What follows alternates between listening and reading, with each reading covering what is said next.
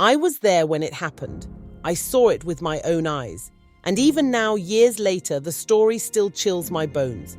This is not just a tale. It is something that we, the people of Mbara village, will never forget. The sun had set over Mbara, painting the sky in hues of crimson and gold. The elders sat under the great baobab tree, their voices like the rustling leaves, speaking of times long past.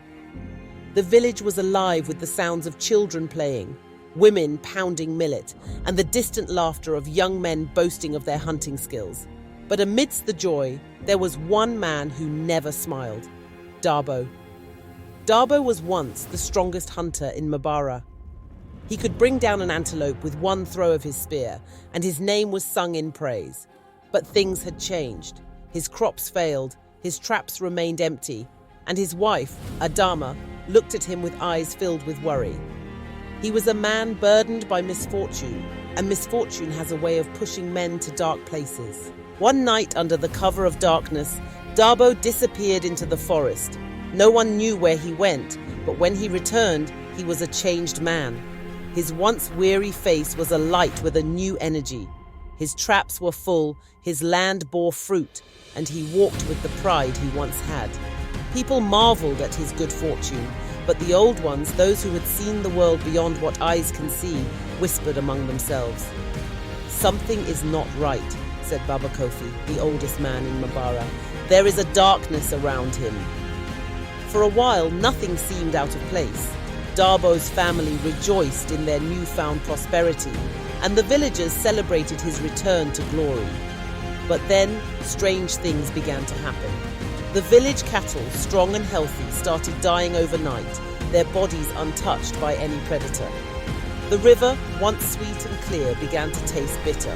Children woke up screaming, speaking of shadows that whispered in the night. And then, the most terrible thing of all, Dabo's son, little Kwame, vanished.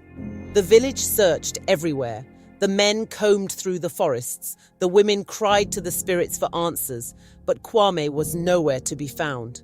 That was when the elders called for Dabo. He came before them, his face pale, sweat glistening on his forehead. "Dabo," Baba Kofi said, his voice like the wind before a storm. "Tell us the truth." Dabo hesitated. His hands trembled, his eyes darted around like a trapped animal. Then he fell to his knees. "I made a deal," he whispered. A hush fell over the village. "What deal?" Baba Kofi pressed. Dabo swallowed hard. "I was desperate. My family was starving. I went into the forbidden part of the forest and called upon the one they say should never be named." A collective gasp rippled through the crowd. They all knew of the entity, the one said to dwell in the shadows of the forest, the one who grants gifts but always takes more in return. "He told me he would give me what I asked for. My luck would return, my land would thrive, but in exchange..." His voice broke and he covered his face with his hands. "He would come for my firstborn." A wail erupted from Adama, and the villagers backed away in fear.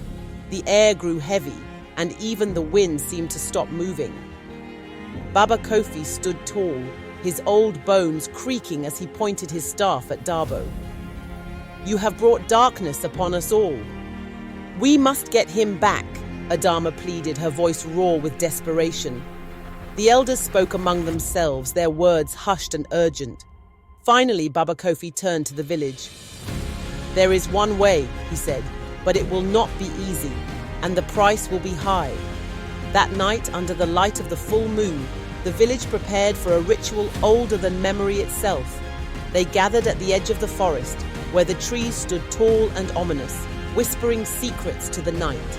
Baba Kofi led the way, chanting words that sent shivers down the spine. Dabo, stripped of his pride and arrogance, stepped forward. He called out to the one who had taken his son. The wind howled, the trees swayed, and then silence. A deep, guttural voice echoed through the darkness. "The boy belongs to me." Adama fell to her knees, sobbing. "Please take me instead." The voice laughed, a sound like breaking bones.